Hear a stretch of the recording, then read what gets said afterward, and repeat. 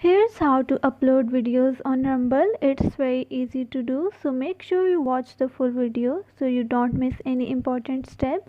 For this, first of all, you need to open your Chrome browser. Once it is open, then here search for rumble.com. After that, here tap on upload video icon. Then here tap on upload video option. Once it is open, then here select video. Now here tap on document. Now select the video that you want to upload and it will start to upload. Once it is uploaded, then give your video a title. After giving your video a title, then go to description and here add the description of your video. After giving your video a description, then here select your thumbnail, or you can also upload your own thumbnail. After that, add tags relevant to your video. Now here select public and then tap on upload. Now here you need to select your licensing option.